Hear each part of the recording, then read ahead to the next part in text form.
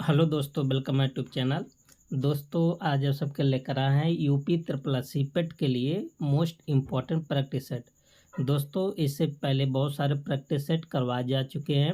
आप सब प्लेलिस्ट में जाकर सब वीडियो को जरूर देखें। जो भी टाइम बचा है आप सबके लिए बहुत इंपॉर्टेंट होगा। आप सब देख सकते हैं, एकदम अपडेटेड प्रैक्टिस सेट है। और इसके अतिरिक्त एक क्लास आप सबको चलाया जा रहा है आईएनएम का, भारतीय राष्ट्रीय आंदोलन का। ठीक है, तो आप में 5 नंबर का आएगा, इससे भी ज़्यादा पूछ सकता है। ठीक है, क्योंकि जीके वाले में पूछ सकता है। तो अगर आप सब आईएनएम वाला सब वीडियो देखते हैं, आप सबका एक भी क्वेश्चन नहीं छूटेगा, क्योंकि वो हैंड नोट्स बनाया गया है और एक भी क्वेश्चन छूटेगा नहीं। ठीक है, सब क्वेश्चन को ध्यान में रखते हुए बनाया गया है। तो चलते हैं, पहला क्वेश्चन क्या है। कह रहे कि निम्नलिखित में से कौन सही सुमेलित नहीं है। एक तरफ आप देख रहे कुछ स्थल है और एक तरफ देख रहे हैं उससे संबंधित लोग हैं। ठीक है, तो पहला क्या है, हड़प्पा।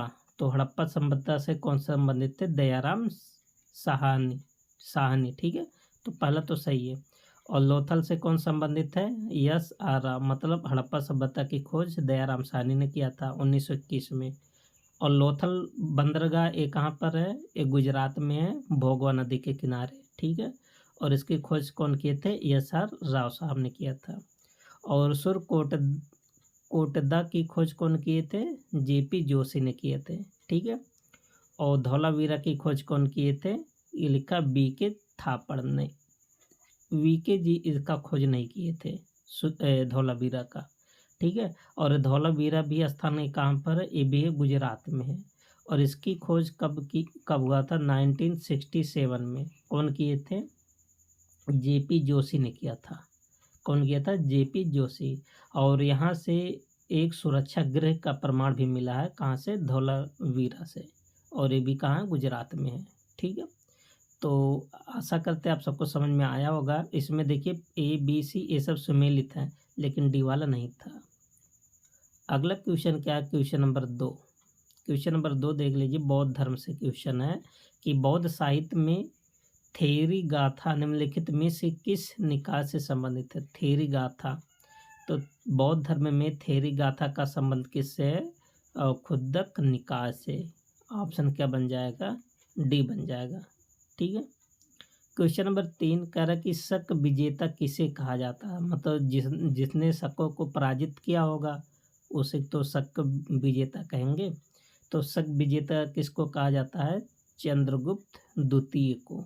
ठीक है, आप सबको बता दें, शक विजेता इसको क्यों कहा जाता है, क्योंकि इन्होंने शकों को भगाया था। ठीक है, इसीलिए शक विजेता भी कहा जाता। और अगर शक विजेता ना हो तो इसी को शकारी भी बोलते हैं। शकारी का मतलब शकों का शत्रु। ठीक है, और चंद्रगुप्त द्वितीय ने एक उपाधि धारण किए थे, उसका क्या नाम था, किस नाम से धारण किए थे, विक्रमादित्य। तो पूछा जाए कि विक्रमादित्य की उपाधि कौन धारण किया, तो आप बताएंगे चंद्रगुप्त द्वितीय ने। ठीक है, तो इतनी सारी बातें आप सभी याद कर लीजिए, इम्पोर्टेंट क्वेश्चन है। Question number 4। क्वेश्चन नंबर 4 है कि दिल्ली के किस सुल्तान ने एक पृथ्वी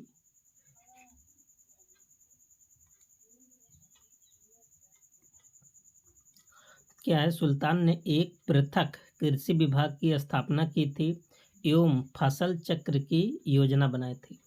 तो ये भी मोस्ट इम्पॉर्टेंट क्वेश्चन है, कई बार क्वेश्चन पूछा गया है। तो कौन बना था, एमबीटी, मोहम्मद बिन तुगलक ने। देखिए, मोहम्मद बिन तुगलक ने एक अलग कृषि विभाग बनाया था, किस नाम से, दीवान कोही। पूछा जाता है कि दीवान ए कोही, तो दीवान कोही किससे संबंधित है, कृषि विभाग से संबंधित है। और इसकी स्थापना कौन किया था, मोहम्मद बिन तुगलक ने किया था। ठीक है, अगला क्वेश्चन क्या है, क्वेश्चन नंबर 5। कह रहे कि 1857 की क्रांति के आरंभ की पूर्व निम्नलिखित में से कौन भारतीय सैनिकों में आक्रोश का कारण नहीं था। आप जानते हैं 1857 की क्रांति है ना, सैनिकों का विद्रोह था। और कह रहा कि कौन सा इसमें रीजन नहीं था, बाकी सब रीजन था। देखिए, भारतीय सैनिकों का वेतन कम करना एक रीजन था। ठीक है, कहीं ना कहीं जो सैनिक थे इससे भी असंतुष्ट थे। उनका वेतन कम था। उनकी पदोन्नति सूबेदार के पद तक सीमित थी। ये भी बात सही है, क्योंकि जो भारतीय सैनिक थे ना, वो हाई लेवल पद पर नहीं जा पाते थे, वो छोटे लेवल पर ही रह जाते थे। और जो बड़े बड़े लेवल थे उन पर अंग्रेज खुद ही रहते थे। तो कहीं ना कहीं ये भी एक रीजन था ही। अगला ऑप्शन है आपत्तिजनक पशु की चर्बी से चिकनी की गई कारतूस से। ये भी बात सही है ना। तो आप सब भी इसको तो जानते होंगे कि इसमें बताया गया था कि चर्बी युक्त कारतूस का प्रयोग करने लगे थे। और डी ऑप्शन का है सेना में गैर ब्राह्मणों की रसोइयों के रूप में नियुक्त करना। एक बात गलत है, इसका कोई रीजन नहीं था। ठीक है, तो यहाँ पर ऑप्शन कौन सा हो जाएगा? D option. और क्या था? देखिए 3 रीजन तो आप सबको यहीं पर मिल गया, ए बी सी तीनों में। अगला रीजन आप बताएंगे कि बिना अतिरिक्त भत्ते के दूसरे देश में भेजना। जैसे होता था कि अंग्रेजों को अगर कहीं लड़ना था तो भारतीय सैनिकों को दूसरे देश में भेज देते थे, उसके लिए कोई अलग से पैसा नहीं देते थे। ठीक है, तो ये भी एक रीजन था। दूसरा रीजन और आप बताएंगे कि निःशुल्क डाक सुविधा समाप्त करना। जो भारतीय सैनिक थे, ठीक है, उन पहले क्या करते थे, जो डाक भेज सकते थे वो निःशुल्क माध्यम से, लेकिन फिर अंग्रेजों ने इसको बंद कर दिया कि आप सब निःशुल्क नहीं भेज पाएंगे। तो ये भी एक रीजन था। तो 3 रीजन है, और 1-2 रीजन और बता दी, 5-6 रीजन आप सबको याद होना चाहिए, पूछ लेता है। क्वेश्चन नंबर 6 क्या है कि भारतीय कांग्रेस कहाँ पर उदारवादियों एवं उग्रवादियों 2 भागों में विभाजित होगा? तो अब बताएंगे सूरत अधिवेशन था, ठीक है, 1907 का। तो यहाँ पर देखिए कोई ऑप्शन नहीं है, तो ऑप्शन क्या बन जाएगा? ई बन जाएगा। तो अगर आपसे ऐसे पूछे नरम दल और गरम दल किस अधिवेशन में बट गया था, अलग हो गया था, तो बताएंगे सूरत अधिवेशन हुआ था 1907। और इस अधिवेशन की अध्यक्षता कौन किए थे? रास बिहारी बोस साहब कर रहे थे। ठीक है, इतना बात समझ में आ गया आप सबको। और एक कांग्रेस का कौन सा अधिवेशन था, किस क्रम का अधिवेशन था? ये था 23वां अधिवेशन। तो 1907 में ये दोनों अलग हो गए थे विचारधाराओं को लेकर। फिर आता 1916 में, 1916 का लखनऊ अधिवेशन, ठीक है, और अंबिका चरण मजूमदार लखनऊ अधिवेशन की अध्यक्षता कर रहे थे। फिर जो 1907 में अलग हुए थे ना, तो 1916 में फिर आपस में जुड़ गए थे, मतलब मिल गए थे।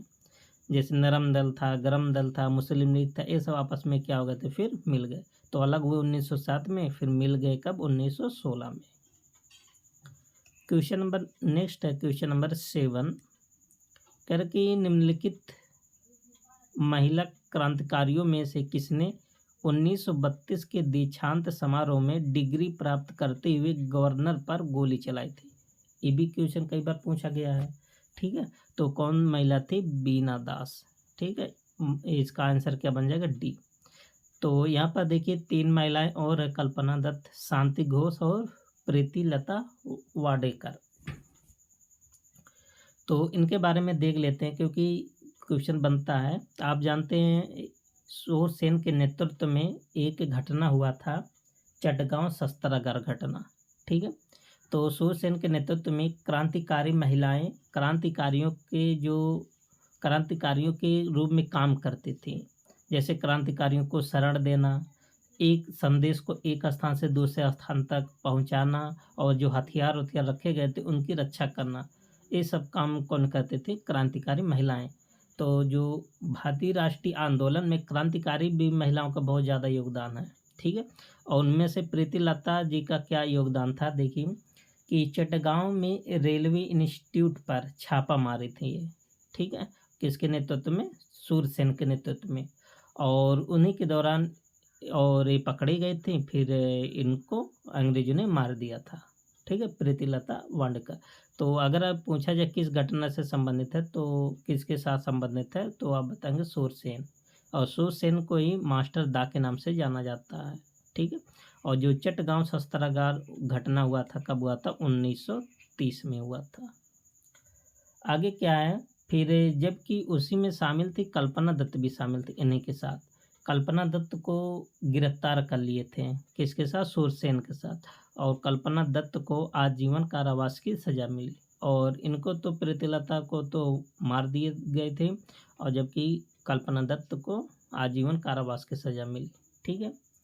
और शांति घोष क्या थे, ये भी शामिल थे ना। तो शांति घोष ने सुनीत चौधरी के साथ एक जिलाधिकारी को गोली मारकर उसकी हत्या कर दी थी। तो किसके साथ मिलकर हत्या की थी? सुनीत चौधरी। किसकी हत्या की? जिलाधिकारी। और बीना दास तो आपको पता ही चल गया कि इन्होंने 1932 में दीक्षांत समारोह हो रहा था, वहाँ पर डिग्रियाँ बट रहा था। ठीक है। फिर वहीं पर जाकर बीना दास ने गवर्नर पर गोली चला दिया। ठीक है। और उस समय वहाँ का गवर्नर कौन था? Stanley Jackson. तो जैक्सन का नाम आप सब याद कर लीजिए, जैक्सन को मारी थी। नेक्स्ट क्वेश्चन नंबर है 8। निम्नलिखित में से किसने सुभाष चंद्र बोस को भारतीय देशभक्त की ज्वलंत तलवार से संबोधित किया? ध्यान देना, किसको कहा गया है? सुभाष चंद्र बोस जी को, कि भारतीय देशभक्ति की ज्वलंत तलवार है। तो देख लेते हैं। तो सुभाष चंद्र बोस जी को किसने कहा था? सरोजिनी नायडू जी ने कहा था।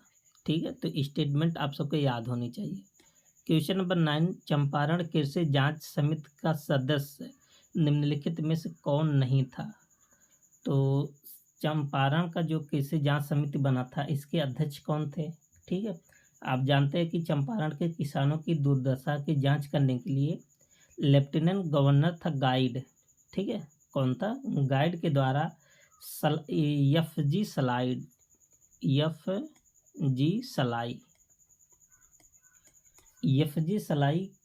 की अध्यक्षता में एक जांच समिति बना था। एक कई बार क्वेश्चन पूछा गया, किसकी अध्यक्षता में एक कमेटी बना था? एफ जी सलाई की। ठीक है। और इसमें कौन कौन सदस्य थे? गांधी जी तो सदस्य थे। ठीक है। और सलाई भी था, तो इसी का अध्यक्षता बना था। और डीजे रीड भी था इसी में। महात्मा गांधी जी थे, और राइन भी थे, और एलसी अडानी भी थे, हरिहर प्रसाद नारायण सिंह भी शामिल थे। ठीक है। लेकिन अनुग्रह नारायण इसमें शामिल नहीं थे। ध्यान देना, हरिहर प्रसाद नारायण सिंह शामिल थे, ना कि अनुग्रह नारायण। तो इसका ऑप्शन, करेक्ट ऑप्शन कौन सा बन जाएगा? सी बन जाएगा। ये अध्यक्ष का नाम भी याद कर लीजिएगा। ठीक है। क्वेश्चन नंबर 10 कह रहा है कि सुभाष चंद्र बोस का राजनीतिक गुरु कौन थे? ठीक है। ये भी क्वेश्चन पूछा जाता है आपसे। तो सुभाष चंद्र बोस जी के राजनीतिक गुरु कौन थे? चित्तरंजन दास थे। ठीक है। और जी के गोखले मतलब गोपाल कृष्ण गोखले। और गोपाल कृष्ण गोखले किसके राजनीतिक गुरु थे? गांधी जी के गुरु थे। ठीक है। और चित्तरंजन दास और मोतीलाल नेहरू दोनों ने मिलकर 1923 में किसकी स्थापना किए थे?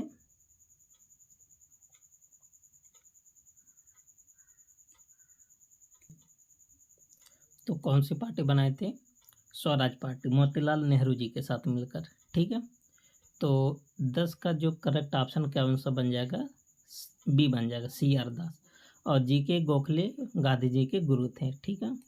Question number 11। निम्नलिखित में से कौन सा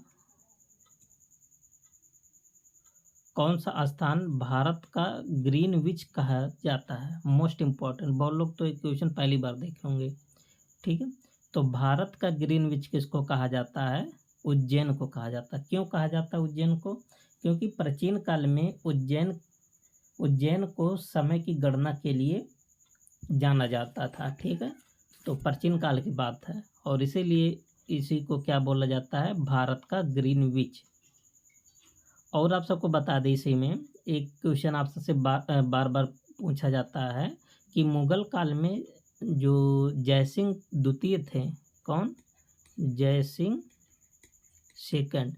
इन्होंने कई वेधशाला का निर्माण किए थे। ठीक है। जैसे दिल्ली में एक वेधशाला बनवाए थे, उज्जैन में भी बनवाए थे। ठीक है। और जयपुर, मथुरा, वाराणसी में क्या बनवाते? वेधशाला। तो कुल 5 वेधशालाएं हो गए।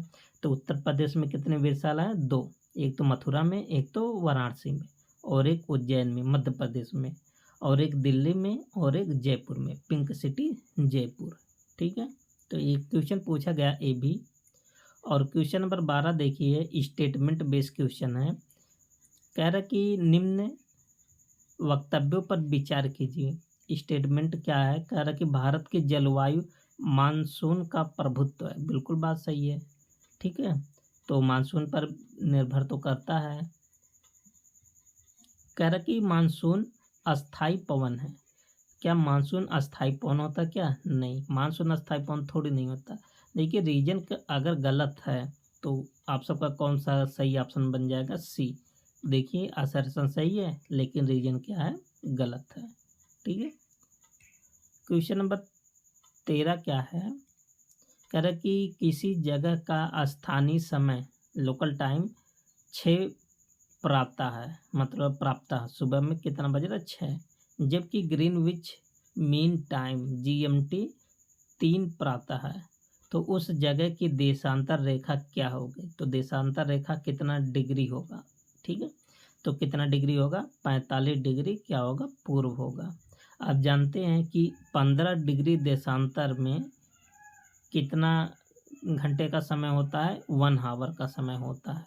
तो आप इसी हिसाब से निकाल लीजिए कितना टाइम बन रहा है, ठीक है। Question number 14।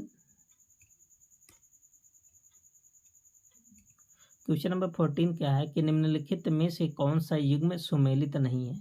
एक तरफ दिया है मतलब स्थान, और एक तरफ दिया नदी का नाम दिया, एक तरफ दिया उसका स्थान कहाँ पर बहती। आप जानते हो हुआंगो नदी कहाँ पर बहती है? चाइना में बहती है, कह सकते चीन में बहती है, एक बात सही है। और लीना नदी कहाँ बहती है? रूस में बहती है, ये भी बात सही है। और मेकांग नदी ये लाओस और कम्बोडिया में बहती है, ये भी बात सही है। और डार्लिंग एक नदी मर्रे और एक नदी डार्लिंग, तो मर्रे और डार्लिंग नदियाँ दोनों नदियाँ कहाँ बहती है? ऑस्ट्रेलिया में बहती है, ये भी बात सही है। तो पूछा था कौन सा गलत है, तो इसमें से कोई गलत नहीं है, सब सही है। तो ऑप्शन क्या आप सबका बन जाएगा? ऑप्शन ई बन जाएगा, ठीक है। और नेक्स्ट क्वेश्चन नंबर 15 कह रहा कि निम्नलिखित में से कहाँ सदाबहार वन पाया जाता है? तो सदाबहार वन कहाँ पाया जाता है? पश्चिमी घाट में, ठीक है। आप जानते हैं वन ज़्यादा कहाँ पाया जाएगा? जहाँ अच्छा मात्रा में बारिश हो, जहाँ 200 सेंटीमीटर से ज़्यादा बारिश हो और तापमान एवरेज तापमान लगभग कितना हो? 22 डिग्री हो, तो वहाँ कैसा वन पाया जाएगा? सदाबहार वन पाया जाएगा, ठीक है। अगला क्वेश्चन नंबर है 16। क्वेश्चन नंबर 16 क्या है? कह रहा कि निम्नलिखित अधिकारों में से कौन सा अधिकार अनुच्छेद 19(1)D को अनुच्छेद 21 से मिलाकर पढ़ने पर प्राप्त होगा? मतलब कह रहा कि कौन सा अधिकार या दोनों आर्टिकल को मिलाकर पढ़ने से आप सबको प्राप्त होगा। तो इसके माध्यम से कौन सा अधिकार मिलता है? विदेश यात्रा का अधिकार। इसमें दोनों को आप सबको मिला कर जब देखेंगे तो इसका अधिकार आप सबको मिलेगा, ठीक है। और एक आर्टिकल बार बार पूछा जाता है, आर्टिकल 21। आर्टिकल 21 में क्या है? प्राण एवं दैहिक स्वतंत्रता की बात किया है आर्टिकल 21 में, ठीक है। अगला क्वेश्चन नंबर है 17।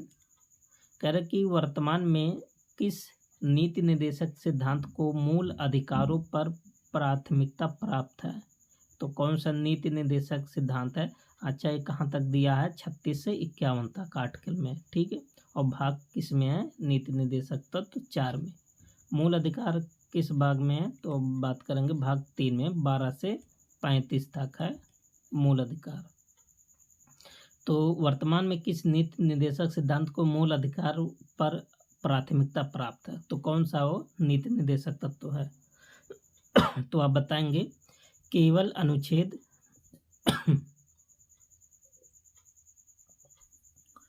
तो केवल अनुच्छेद 39 के बा और सा उल्लेखित नीति निर्देशक सिद्धांतों को,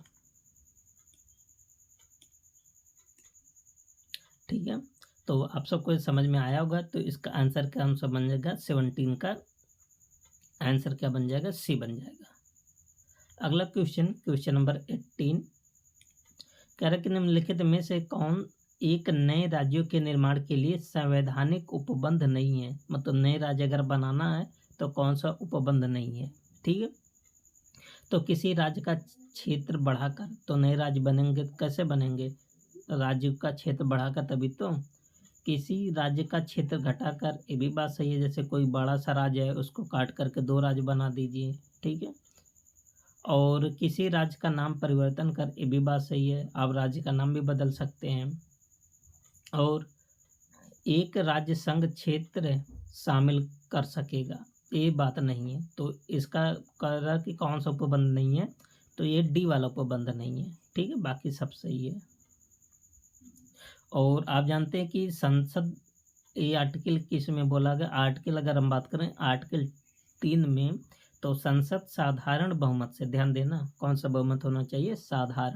साधारण बहुमत से नए राज्य का गठन कर सकती है। किस आर्टिकल में? 3 आर्टिकल में। ठीक है, क्वेश्चन नंबर 19 क्या है? निम्नलिखित में कौन एक रिट न्यायालय में कार्यवाही लंबित होने की दशा में लागू की जा सकती है या लागू की जाती है? तो 5 प्रकार के रिटें हैं, सब आप सब याद कर लीजिए। तो इसका ऑप्शन बन जाएगा उत्प्रेषण। तो उत्प्रेषण का मतलब होता है प्रमाणित होना या सूचना देना। ठीक है, इसका आंसर क्या बन जाएगा? बी बन जाएगा। क्वेश्चन नंबर 20 देखिए, स्टेटमेंट बेस्ड क्वेश्चन है, कोर्ट वाला है। ठीक है, तो उत्तर प्रदेश में किसी नगर का मेयर होता है। तो मेयर के बारे में आप सब जानते हैं। इसका उपबंध, नगर पालिका का उपबंध कौन सा आया था? एक्ट आया था 1959 आया था। ठीक है, नगर पालिका के लिए। और पंचायतों के लिए 73वां संविधान संशोधन किया गया था, और नगर पालिका के लिए 74वां संविधान संशोधन किया गया था।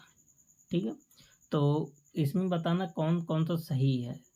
तो कह रहा कि जो मेयर होता है नगर का प्रथम नागरिक होता है, बिल्कुल बात सही है। जैसे राष्ट्रपति पूरे देश का प्रथम नागरिक होता है, वैसे मेयर जो होता है उस नगर का प्रथम नागरिक होता है। ठीक है, कह रहा कि नगर निगम का पदेन सदस्य होता है, ये भी बात सही है। जो मेयर होता है नगर निगम का पदेन सदस्य भी होता है। ठीक, और कार्यकारिणी समिति का पदेन सभापति भी होता है, ये भी बात सही है। और कार्यपालक मशीनरी पर पूर्ण नियंत्रण होता नहीं, कार्यपालक मशीनरी पर पूर्ण नियंत्रण इसका नहीं होता है। तो इसमें कौन सा ऑप्शन बन जाएगा? ऑप्शन बी बन जाएगा। ये एक्ट आप सब याद कर लीजिए। तो नगरों के लिए एक्ट कब आया था? 1959। क्वेश्चन नंबर 21 कह रहा कि साबुन के बुलबुले में रंग पैदा होने की घटना को क्या, मतलब रंग पैदा होने की घटना का कारण क्या? जब आप सब देखते होंगे चाहे निरमा हो चाहे साबुन हो ना, बुलबुले निकल जाते हैं तो कलरफुल दिखाई देते हैं। तो किस कारण ये होता है? व्यतिकरण के कारण होता है। ऑप्शन क्या बन जाएगा? सी। ठीक है, और अगला क्वेश्चन, क्वेश्चन नंबर 22, ये भी मोस्ट इम्पॉर्टेंट है कि भारत के प्रथम परमाणु रिएक्टर का नाम क्या था? तो इसका नाम क्या था? अप्सरा था। ठीक है, और इसकी स्थापना कब हुआ था? तो आप बताएंगे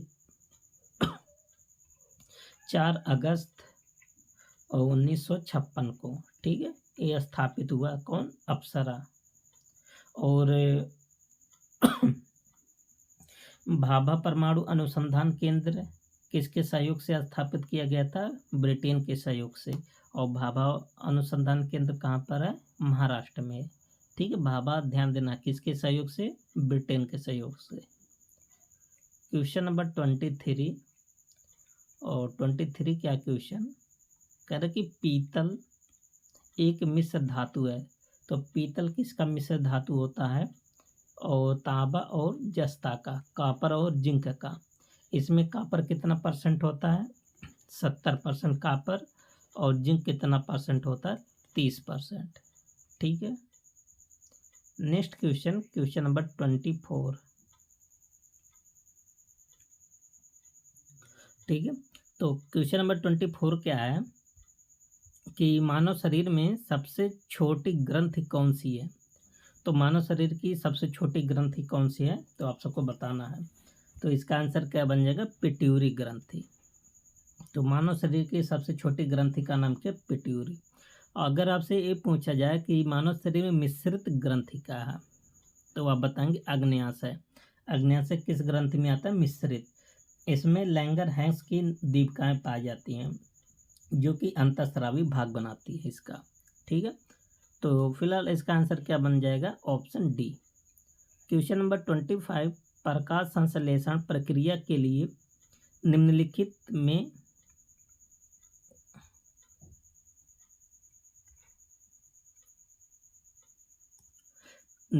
में से किसकी उपस्थिति आवश्यक नहीं है? मतलब जब प्रकाश संश्लेषण हो तो किसकी जरूरी नहीं होता है? तो आप बताएंगे प्रकाश संश्लेषण में किसकी जरूरी नहीं होता? ऑक्सीजन का। ठीक है, तो ऑप्शन क्या बन जाएगा? बी बन जाएगा। क्वेश्चन नंबर 26, कह रहे कि दुर्गापुर, भिलाई, राउरकेला स्टील संयंत्र स्थापित किए गए थे। तो तीनों स्टील संयंत्र किस पंचवर्षीय योजना में स्थापित किए गए थे? आप सबसे पूछा है, तो आप बताएंगे दूसरी पंचवर्षीय योजना में। ठीक है, ऑप्शन इसका क्या बन जाएगा? बी। तो दुर्गापुर ये कहाँ पर है? आप सब बताएंगे। तो दुर्गापुर अगर पूछा जाए किसकी सहयोग से स्थापित हुआ, तो आप बताएंगे ब्रिटेन की सहायता से स्थापित हुआ था। ठीक है, और भिलाई, भिलाई किसके सहयोग से स्थापित हुआ था? और रूस के सहयोग से। ठीक है, और राउरकेला किसके सहयोग से स्थापित हुआ था? जर्मनी के सहयोग से। ठीक है, तो इसका आंसर क्या बन जाएगा? बी बन जाएगा। किसके सहयोग से स्थापित हुआ है, ये पूछा जाता पेपर में। क्वेश्चन नंबर 27, भारत में निर्धनता के स्तर का आकलन किया जाता है। तो भारत में निर्धनता का आकलन किस प्रकार किया जाता है? आप सबसे पूछा जाता है। ठीक है, तो इसका आंसर क्या बन जाएगा? परिवार के उपभोग व्यय के आधार पर। इसका आंसर क्या बन जाएगा? सी।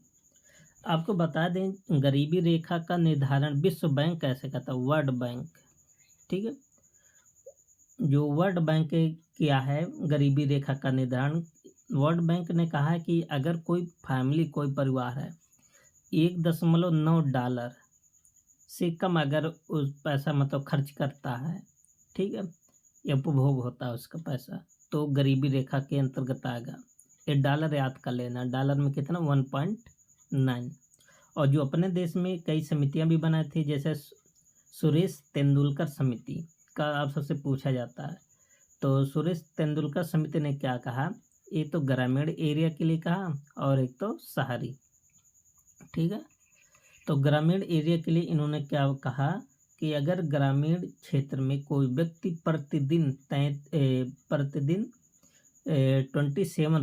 27 रुपये खर्च करता है, ठीक है, ध्यान देना, इतना तक खर्च करे, इससे ज़्यादा नहीं, तो किसके अंतर्गत माना जाएगा? गरीबी रेखा। और शहरी क्षेत्रों में कितना रुपया बताते हैं? 33 रुपया। गाँव के लिए 27 और शहरों के लिए 33 रुपया। ठीक है, तो गरीबी रेखा के नीचे सब समझ जाएंगे। और विश्व बैंक का $1.9। क्वेश्चन नंबर 28, लोकप्रिय बालिका बचत योजना, जिसे क्या बोलते हैं? सुकन्या समृद्धि योजना के तहत वर्तमान में आवश्यक न्यूनतम वार्षिक जमा राशि कितनी है? तो सबसे पहले आपको जानना पड़ेगा ये कब शुरू हुआ था। तो 22 जनवरी 2015 को मोदी जी ने इसको शुरू किए थे। कहाँ से? हरियाणा के पानीपत से। ठीक है, और इस योजना के तहत आप एक वित्तीय वर्ष में मिनिमम 250 रुपये, ठीक है, और अधिकतम 1.5 लाख रुपए इसमें निवेश कर सकते हैं, जमा कर सकते हैं। तो 28 का इसमें आंसर क्या बन जाएगा? आंसर ई, क्योंकि 250 इसमें तो दिया नहीं गया है। 250 मतलब 250 रुपये। ठीक है, क्वेश्चन नंबर 29, भारत में मूल वर्धित कर, जिसको बोलते वैट, VAT, वैट की बात कर रहा है, किस वर्ष लाया गया था? तो ये भारत में वैट कब आया था आप सबको बताना है। तो वैट सबसे पहले कहाँ पर शुरू किया गया था? फ्रांस में शुरू किया गया था। ठीक है, और भारत में वैट कब आया था? 1 अप्रैल 2005 को आया था। तो ये इसका आंसर क्या बन जाएगा? बी। और सबसे पहले अगर पूछा जाए कि वैट को कौन लागू किया तो हरियाणा बताएंगे। और आप अपने उत्तर प्रदेश में इसको कब लागू किया गया था? 2008 में लागू किया गया था। ठीक है। क्वेश्चन नंबर 30 कह रहा कि बाजार अर्थव्यवस्था वह होती है जो क्या होता है, जो सरकारी नियंत्रण से मुक्त होता है, उसे क्या बोलते हैं? बाजार अर्थव्यवस्था। क्वेश्चन नंबर 31 राठवा जो यहाँ रहेगा राज्य के निवासी हैं, होली रंगों का त्योहार के अवसर पर राठवा नृत्य करते हैं। तो कौन करते हैं राठवा नृत्य? ठीक है, तो देख लीजिए यहाँ पर ऑप्शन है किस राज्य की बात किया था ना, तो किस राज्य वाले करते हैं? तो अब बताएंगे गुजरात। तो गुजरात में राठवा लोग किस प्रकार का नृत्य करते हैं? राठवा नृत्य। क्वेश्चन नंबर 32 अंतर्राष्ट्रीय ओजोन दिवस कब मनाया जाता है? तो आप जानते हैं अंतर्राष्ट्रीय ओजोन दिवस 16 सितंबर को मनाया जाता है। तो यहाँ पर देखिए कोई 16 सितंबर नहीं है, इसलिए इसका ऑप्शन क्या बन जाएगा? ऑप्शन ई बन जाएगा। ठीक है। तो आपको बता दें कि संयुक्त राष्ट्र महासभा ने 1994, याद कर लीजिएगा सन, 16 सितंबर 1994 को ओजोन दिवस मनाने का निर्णय लिया। लेकिन पहली बार मनाया कब था? 1995 में। निर्णय तो 94 में ले लिया गया, लेकिन मनाया कब गया था? 1995 में। ठीक है, पहली बार। अगला क्वेश्चन नंबर 33 कह रहा कि एशियन गेम्स में भारत ने पहली बार फुटबॉल का स्वर्ण पदक किस वर्ष जीता था? वर्ष की बात कर रहा, तो आप बताएंगे 1951 में। और एशियन गेम 1951 में एक कहाँ पर हुआ था? भारत में हुआ था, नई दिल्ली में हुआ था। ठीक है। और इसमें जो भारत कौन सा पदक जीता था? स्वर्ण पदक। और स्वर्ण पदक जीत कर किस स्थान पर था? रैंक के हिसाब से दूसरे नंबर पर था भारत। तो भारत का स्थान पूछा जाए तो आप बताएंगे दूसरा स्थान पर। और एशियन गेम 1951 वाला कहाँ हुआ था? दिल्ली में हुआ था, नई दिल्ली में। ठीक है। अगला क्वेश्चन नंबर 34 कह रहा कि ICAR भारत में कृषि और अनुसंधान के समन्वय के लिए एक स्वायत्त निकाय है। ICAR का पूर्ण रूप क्या है? तो ICAR का मतलब क्या होता है? I for Indian council of agricultural research. इसका आंसर क्या बन जाएगा? बी। इसकी स्थापना कब होती है? तो आप बताएंगे 16 जुलाई 1929 को इसकी स्थापना होती है। ठीक है। आगे क्या है? क्वेश्चन नंबर 35 निम्नलिखित में से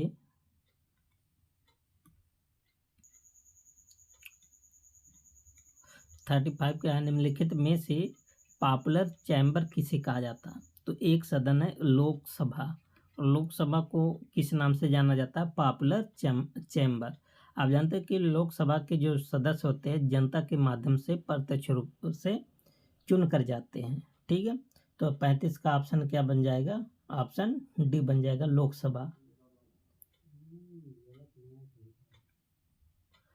क्वेश्चन नंबर 36 क्या है? कर कि मैकमोहन रेखा भारत की विधिक सीमा को निम्न में से किस देश से अलग करती? तो मैकमोहन रेखा किस देश के साथ? भारत और चाइना के बीच में है। ठीक है। तो 36 का क्या बन जाएगा? ए। और भारत और पाकिस्तान के बीच में कौन सी रेखा है? तो आप बताएंगे रेड क्लिफ रेखा। तो भारत और पाकिस्तान के बीच है। डूरंड रेखा किसके बीच है? भारत और अफगानिस्तान के बीच में है डूरंड रेखा। और पाक जल डमरू मध्य किसके बीच है? भारत और श्रीलंका के बीच में। ठीक है। और एक पूछा जाता सरक्रिक लाइन। सरक्रिक लाइन जो गुजरात वाला हिस्सा है ना, ऐसे। तो आप जानते हैं गुजरात से पाकिस्तान लगाता है। ठीक है। तो सरक्रिक लाइन किसके मध्य है? गुजरात और पाकिस्तान के मध्य। ठीक है। क्वेश्चन नंबर 37 अरे कि न्यूजीलैंड की राजधानी क्या है? तो न्यूजीलैंड की राजधानी का नाम क्या है? वेलिंगटन है। तो इसका आंसर क्या बन जाएगा? Option C. और अंकारा किसकी राजधानी? तुर्की की। आप इसका नाम बदल कर क्या हो गया? तुर्की हो गया। कैनबरा किसकी राजधानी है? ऑस्ट्रेलिया की राजधानी क्या है? कैनबरा है। ठीक है। और एक आपसे से पूछा जाता है इजराइल। इजराइल की राजधानी क्या है? यरूशलेम। कई बार क्वेश्चन पूछा जाता है। ठीक है। Question number 38। देखिए 38 में बताना कि कौन सा इसमें क्या है, सत्य है। ठीक है। कह रहा कि राज्य विधान परिषद की संरचना के संबंध में निम्नलिखित में से कौन सा कथन सत्य है, सत्य बताना है। ठीक है। और यहाँ पर देख लेते स्टेटमेंट दिया है ना, तो देखते हैं कौन सा सत्य है। कह रहा कि परिषद की न्यूनतम शक्ति 40 निर्धारित की गई है। आप जानते हैं एक तो विधान सभा होता है, एक तो विधान परिषद होता है। आप सबको पिछले वीडियो में बताए थे कुल जो भारत में कुल ऐसे 6 राज्य हैं जहाँ पर क्या है, विधान सभा के साथ साथ विधान परिषद भी है। ठीक है। तो कह रहा कि परिषद की न्यूनतम संख्या 40 निर्धारित की, बिल्कुल बात सही है। तो कितनी न्यूनतम संख्या कितनी हो सकती है? विधानसभा विधान परिषद की 40। और परिषद की सॉरी अच्छा पहले बी ही पढ़ दिए। ए वाला क्या है? कह रहा कि परिषद के सदस्यों की अधिकतम संख्या विधानसभा की कुल संख्या का 1/3 होता है। ये भी बात सही। मतलब विधानसभा में जितना सदस्य रहेंगे उसका 1/3 सदस्य किस में रहेंगे? विधान परिषद में। और इसकी न्यूनतम संख्या कितना बताया गया? 40। सी वाला क्या है? पहला भी सही है, दूसरा भी सही है। परिषद के सदस्यों की कुल संख्या में से 5/6 सदस्य अप्रत्यक्ष रूप से निर्वाचित होते हैं और 1/6 सदस्य मनोनीत होते हैं। ये भी बात सही है। तो सी वाला भी सही है। ठीक है। अब डी वाला देख लेते हैं। कर की राज्यपाल द्वारा किए गए मनोनयन या कह सकते मनोनीत सदस्य को न्यायालय में चुनौती दी जा सकती। यही बात गलत है। मतलब जो भी राज्यपाल जिनको भी मनोनीत करते हैं उनको लेकर किसी भी विवाद को आप कोर्ट में नहीं जा सकते हैं, मतलब चुनौती नहीं दी जा सकती। तो ए बी सी सही है। तो इसका आंसर क्या बन जाएगा? सी ऑप्शन बन जाएगा। ठीक है। बहुत अच्छा क्वेश्चन था और थोड़ा डीप में भी था। ठीक है। Next question, question number 39। राष्ट्रपति द्वारा राज्यसभा में कितने सदस्यों को नामित किया जा सकता है? तो राष्ट्रपति जी जो राज्यसभा में 12 सदस्यों को नामित कर सकते हैं। ये सदस्य कौन होते हैं? जो किसी एक अलग विषय में निपुण हो, जैसे साहित्य हो गया, कला हो गया, संस्कृत हो गया, ठीक है, विज्ञान हो गया। तो ऐसे व्यक्तियों का मनोनीत कौन कहते हैं? राष्ट्रपति जी करते हैं। ठीक है। तो इसका आंसर क्या बन जाएगा? सी। और किस अगर हम बात करें आर्टिकल की, एक आर्टिकल 80 है। ठीक है। आर्टिकल 80 के तहत राष्ट्रपति राज्यसभा में 12 व्यक्तियों को मनोनीत करते हैं। ठीक है। और ये प्रक्रिया किस देश के संविधान से लिया गया? तो आप बताएंगे आयरलैंड के संविधान से। ये जो मनोनीत होते हैं ना, किस देश से लिया गया? आयरलैंड। ये भी पूछा जाता है। और आप जानते हैं कि जो राज्यसभा होती है, राज्यसभा में अधिकतम कितने सदस्य हो सकते हैं? 250 सदस्य। Question number 40। कह रहा कि मंदिर एलोरा महाराष्ट्र में स्थित एक प्राचीन हिंदू मंदिर है जो चट्टानों को काटकर बनाए गए हैं। सबसे बड़े मंदिरों में से एक है। मतलब एलोरा के मंदिरों में सबसे बड़ा मंदिर कौन सा है? तो आप बताएंगे कैलाश मंदिर। ऑप्शन क्या बन जाएगा? डी बन जाएगा। और इसका निर्माण कब हुआ था? 8वीं शताब्दी में हुआ था। ध्यान देना, 8वीं शताब्दी में कौन करवाया था? राष्ट्रकूट राजा था कृष्ण प्रथम। तो कृष्ण प्रथम ने इसका निर्माण करवाया था। Question number 41। अब यहाँ से 5 क्वेश्चन जनरल मैथ का मिलेगा। ठीक है। कर की अनुपात 5:3, 7:5 और 6:4 को अवरोही मतलब घटते क्रम में। तो 6:4 को लिख सकते हैं, 3:2 भी कर सकते हैं। देखिए रेशियो लिखा तो आप इसको फ्रैक्शन में चेंज कर सकते हैं। 5/3, 7/5 और 3/2। अब भाग भाग कर लीजिए। ठीक है, जब आप डिवाइड करेंगे तो कौन सा आंसर आपको सबको मिलेगा? ऑप्शन सी मिल जाएगा। अगला क्वेश्चन, क्वेश्चन नंबर 42, इसको सरल करना है। देखिए, आप जानते हैं कि 8 का वर्गमूल कितना होता है, सॉरी 64 का वर्गमूल कितना होता है 8, 81 का वर्गमूल कितना होता है 9। तो यहाँ से एक 8 कैंसिल हो जाएगा, यहाँ से इसको लिख सकते हैं 3 इंटू 3, एक कैंसिल हो गया, यहाँ 8 बचा, यहाँ 3 बचा, तो 8 3 कितना हो गया 24 हो गया। तो 42 का आंसर क्या बन जाएगा? ए। क्वेश्चन नंबर 43 एवरेज से है, कह रहे कि 5, इसको हम बता देते हैं, आप सब कर लीजिएगा, आसान है, ठीक है। 5 मैचों का एक बैट्समैन द्वारा बनाए गए रनों का औसत 125 है। तो 5 मैचों का कुल औसत कितना, कुल योग कितना हो जाएगा? 125 में 5 से गुणा कर देंगे तो कितना आ जाएगा? 625 आ जाएगा, ठीक है। अब देखिए, कह रहा कि पहले 2 मैचों में उसके द्वारा बनाए गए रनों का औसत और 150 है। तो कितने मैच का है? 2।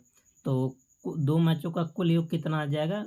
150 का 2 में गुणा करेंगे आएगा 300, ठीक है।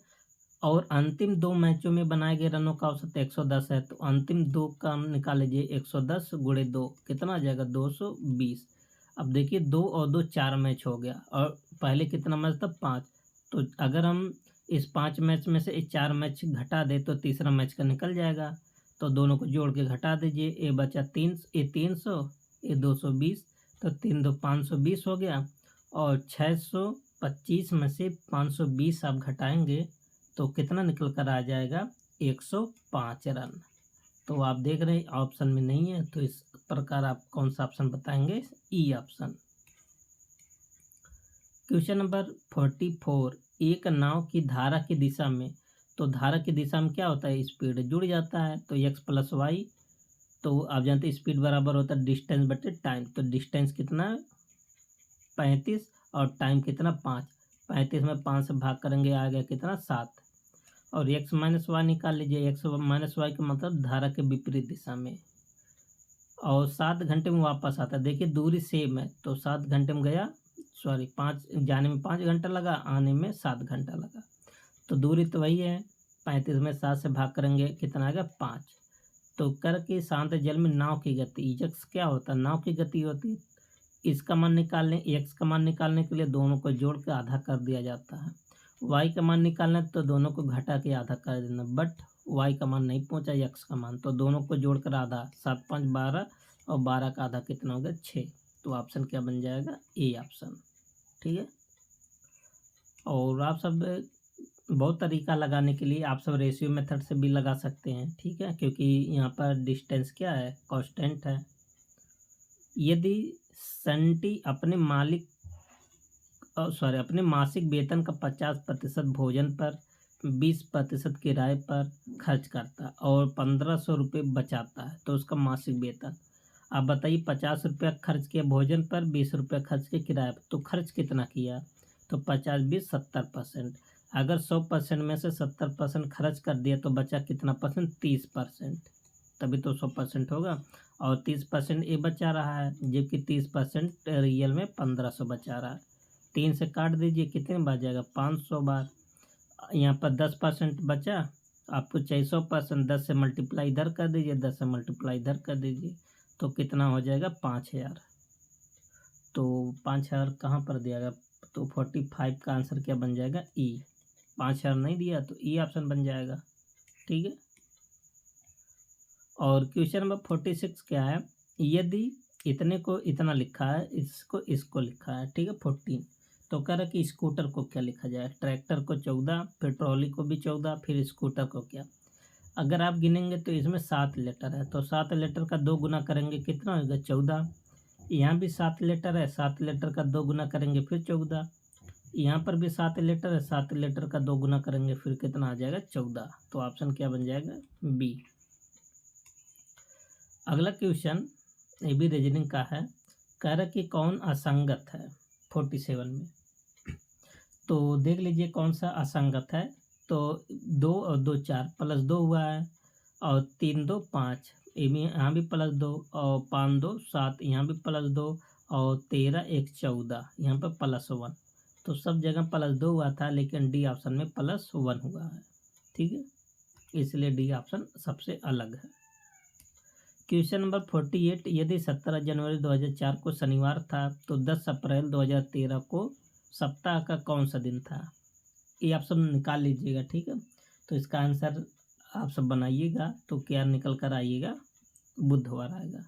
ठीक है, क्वेश्चन नंबर 49 कह रहा है कि एक फोटो की तरफ, अच्छा इस टाइप के सवाल को हम कहते हैं कि आप सब स्वयं पर फॉलो करके देखिए, अपने पर लागू करके, डायग्राम नहीं बनाना पड़ेगा। बाकी जो लोग डायग्राम बनाते हैं तो आप सब अपना डायग्राम बना के निकाल लीजिएगा। ठीक है, कह रहा कि एक फोटो की तरफ इशारा करते हुए जॉन ने कहा, ठीक है, जॉन आप बन जाइएगा, फोटो किसी को और इंगित कीजिएगा। ठीक है, कह रहा कि वह मेरी माँ की बहन, अच्छा मेरी माँ की बहन मतलब उसकी मौसी हुई, और मौसी के पति उसका मौसा हुआ, और पति की इकलौती नातिन है, तो मतलब उसके मौसा का इकलौती नातिन की बात कर रहा है। तो फोटो वाले व्यक्ति का जान से क्या संबंध है? ठीक है, तो उसका क्या लगेगा? भतीजी या कह सकते भांजी हो गया। ठीक है, क्योंकि नातिन का लगेगा, भतीजी या भांजी। क्वेश्चन नंबर 51 डायग्राम का क्वेश्चन है। ठीक है, यहाँ पर देखते हैं, सबसे पहले बना लेते हैं। सभी बोर्ड काले हैं, सभी बोर्ड, और ये क्या हो गया? काले, काले मतलब ब्लैक, और सभी काले सफ़ेद हैं, और सभी एक काला हो गया, सभी काला क्या हो गया? सफ़ेद। ठीक है, अब निकालिए। तो अंदर से बाहर जाएंगे सभी वाला स्टेटमेंट सही होगा, और बाहर से अंदर आएंगे कुछ वाला। ठीक है, कोई सफ़ेद काला नहीं है, ये वैसे गलत हो गया। सब पॉजिटिव स्टेटमेंट, निगेटिव स्टेटमेंट। सभी काले बोर्ड है, तो काले ब्लैक बोर्ड, क्या बात सही है? नहीं, क्योंकि बाहर से यार कुछ वाला स्टेटमेंट फॉलो करे, एक भी गलत है। सभी सफ़ेद काले हैं, सभी सफ़ेद काले हैं, ये भी गलत है। और सभी बोर्ड सफ़ेद है, सभी बोर्ड सफ़ेद है, ये बात सही है। तो केवल चौथा स्टेटमेंट सही है, तो 50 का आंसर क्या बन जाएगा? C option. ठीक है, खाली चौथा सही है, बाकी सब गलत है। अब इसके बाद दोस्तों इंग्लिश का है पैसेज, आप सब वीडियो को रोक करके अच्छे से पढ़ लीजिएगा। ठीक है, और उसके बाद आंसर दीजिएगा साथ में। तो चलते हैं क्वेश्चन पर, देखते हैं क्या है पूछा गया है। इंग्लिश का पहला क्वेश्चन है, कह रहा कि what was the aunt trying to tell Nicholas. तो इसका आंसर क्या निकल कर आएगा? आप सब क्या पढ़े? आंट निकोलस से क्या कह रही थी? ठीक है, तो 51 का आंसर क्या बन जाएगा कि that he would be punished if he misbehaved. ठीक है, ऑप्शन क्या बन जाएगा? बी। आप सब पैसेज को पढ़िएगा, तुरंत आंसर मिल जाएगा, ज़्यादा कठिन नहीं है। What excuse did Nicholas give for not eating his bread and milk? तो इसका आंसर क्या बन जाएगा? There was a frog in it। वहाँ पर क्या देखा था? फ्रॉग ही तो देखा था। Question number 53, sect the miss spelt word. तो किसमें स्पेलिंग गलत है ये आप सबको बताना है। तो स्पेलिंग चेक कैसे करेंगे? आप सबको आना चाहिए। ठीक है, स्पेलिंग। तो इसमें गलत कौन सा लिखा है? B option. Question number 54, select the most appropriate option to fill in the blanks. Grammar का क्वेश्चन। ठीक है, कह रहा कि I am regular reader of, यहाँ रहेगा टाइम्स ऑफ इंडिया। तो इस प्रकार से आर्टिकल आप सब क्या भरेंगे यहाँ पर? ठीक है, तो यहाँ पर आई एम ए रेगुलर, यहाँ पर क्या रहेगा? 54 में पहला ए यहाँ पर आप भरोगे। ठीक है, reader of the Times of India, तो कौन सा आर्टिकल बन जाएगा? ए और the. Question number 55 last question है इंग्लिश का, select the most appropriate option to fill in the blank. I lost my purse between my house and metro station. मतलब metro station और घर के बीच में उसका पर्स क्या हो गया, खो गया। ठीक है, तो यहाँ पर क्या रहेगा अब बीच में 55 में, तो आप बताएंगे समवेयर बिटवीन, मतलब ठीक है, तो इसका आंसर बन जाएगा ए। क्वेश्चन नंबर 56 कह रहा कि मदोन्मत्त का संधि विच्छेद क्या होगा। तो इसका अगर आप संधि विच्छेद करेंगे तो मद प्लस उन्मत्त, तो मद प्लस उन्मत्त, मद प्लस उन्मत्त, तो 56 का आंसर क्या बन जाएगा, ऑप्शन सी बन जाएगा। और इसमें कौन सा संधि है, गुण स्वर संधि है। ठीक है, क्वेश्चन नंबर 57 किस युग्म का विलोम शुद्ध, विलोम रूप शुद्ध नहीं है, मतलब कौन सा विलोम सही नहीं है 57 में बताना है। तो यहाँ पर आप देख सकते हैं संधि का विलोम विग्रह सही है, ये तो सही लिखा है। और अवोदर का विलोम अनोदर, ये भी बात सही है। श्वास का निश्वास, ये भी सही है। उत्कर्ष का अपकर्ष होता है, ये भी बात। यहाँ पर देखिए जितना भी विलोम दिया है ना सब सही है, तो इसमें गलत कौन सा है, कोई गलत नहीं है, ऑप्शन ई बन जाएगा। क्वेश्चन नंबर 58 किस विकल्प में शब्द युग्म का अर्थ भेद सही नहीं है। ठीक है, तो अनिल अनल दिया है, तो कौन सा सही नहीं है 58 में बता। अनिल मतलब क्या होता है, हवा, और अनल मीन्स क्या होता है, आग, ये तो बात सही है। ठीक है, तो अनिल मतलब हवा और अनल मीन्स आग। अंश और अंश, अंश मतलब क्या होता है, एक हिस्सा होता है, और इस अंश का मतलब होता है कंधा, ये भी बात सही है, पहला भी सही दूसरा भी सही। अपेक्षा, अपेक्षा का मतलब आशा, और उपेक्षक मतलब निरादर। ठीक है, ये भी बात सही है। अवलंब और अविलंब, अविलंब का क्या होता है कहते हैं ना कि अविलंब, अविलंब का मतलब होता है तुरंत। ठीक है, बिना विलंब किए, तो एक गलत लिखा है। क्वेश्चन नंबर 59 क्या है कि कलब का अर्थ होता है, तो कलब का मतलब क्या होता है, हाथी का बच्चा, हाथी के बच्चों को क्या बोलते हैं, कलब बोलते हैं। ठीक है, अच्छा तो बताइए भैंस के बच्चों को क्या बोलते हैं, आप सब कमेंट बॉक्स में बताइएगा। ठीक है, और कुत्ते के बच्चों को क्या बोलते हैं, ये तो सबको पता होगा, पिल्ला बोलते हैं। ठीक है, और मुर्गी के बच्चे को क्या बोलते हैं, चूजा, और भैंस के बच्चे को क्या बोलते हैं, आप सब कमेंट बॉक्स में जरूर बताइएगा। क्वेश्चन नंबर 60 कर कि जनता में सरकार का पतन नेताओं के अलग अलग मत होने से हुआ है। वाक्य में रेखांकित अर्थ के लिए सही मुहावरा, तो मतलब अलग अलग मत होने से हुआ है, तो इसका मुहावरा क्या बनेगा, तो इसका मतलब क्या हो जाएगा कि 1.5 चावल की खिचड़ी पकाना, है ना, तो इसका ऑप्शन क्या बन जाएगा, बी बन जाएगा।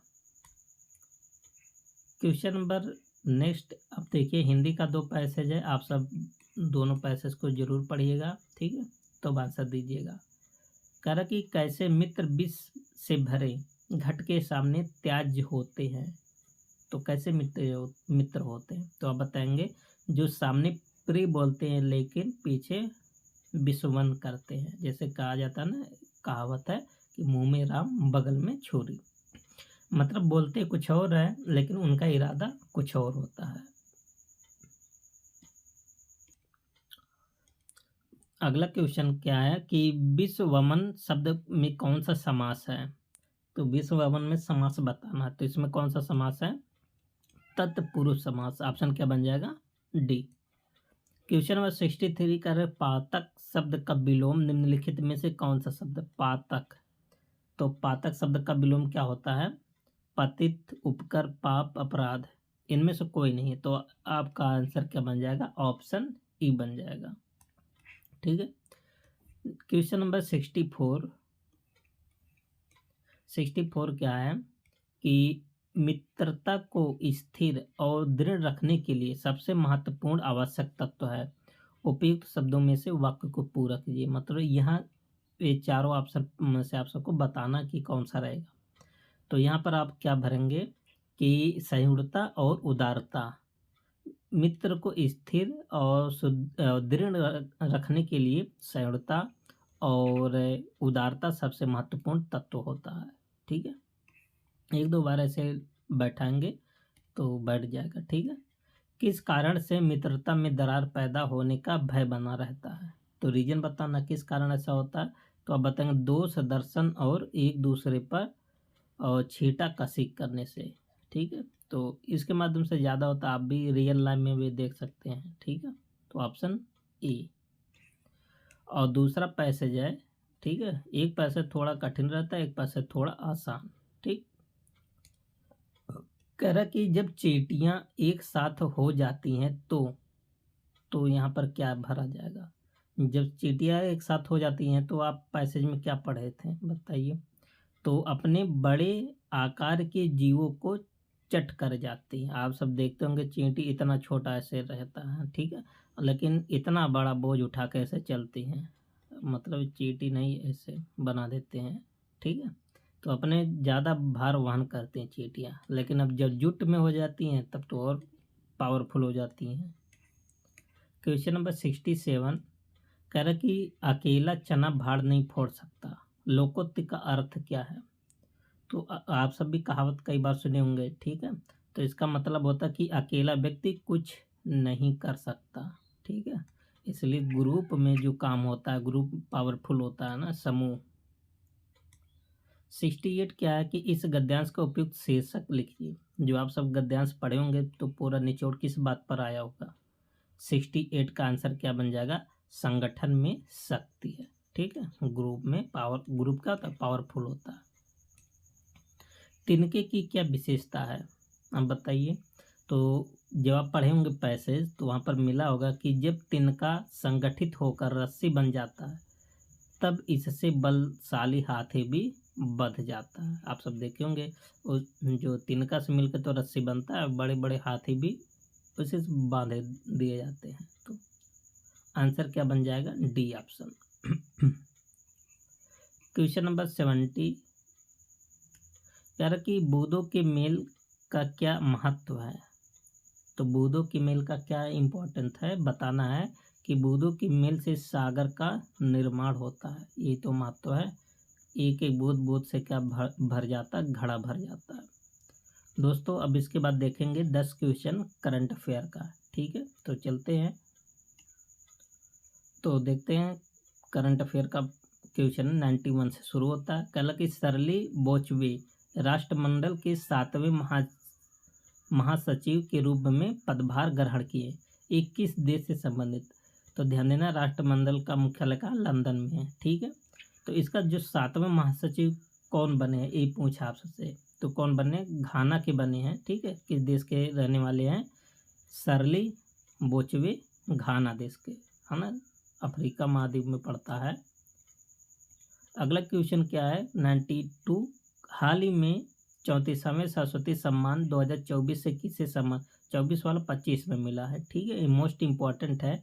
तो आप बताएंगे साधु भद्रेश दास जी को मिला है।